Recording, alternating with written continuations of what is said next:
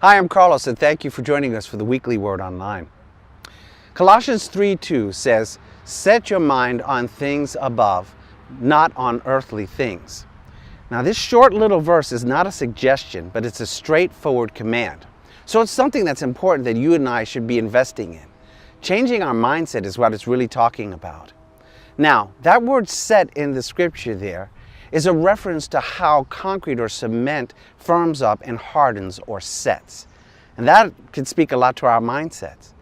So I don't know if you've ever seen a sidewalk being worked on before, but a lot of times if they have to remove the old set concrete, they would have to use a jackhammer and take everything out and clear the area. Once that was done, the new cement was poured in. And when it was poured in, they would go over it with a trough, flatten it out nice and smooth, and make sure that everything was even. And once everything was leveled, then they would put, a barrier around it to make sure that no one would mess with the concrete while it was setting or getting firmed up. You know, that's a lot like our minds. The scripture tells us that we have to renew our minds. The scripture also tells us that we are in this world, but not of it.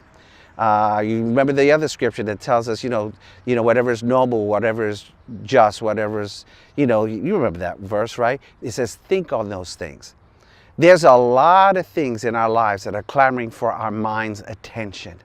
And sometimes we need to ask the Lord to help us with our mindset, that God would protect our mindset. So a lot like that wet cement, we have to guard it and let it cure over some time. And when it does, then it firms up and it can stand up to all the people that walk on it. Well, it's the same thing with our minds.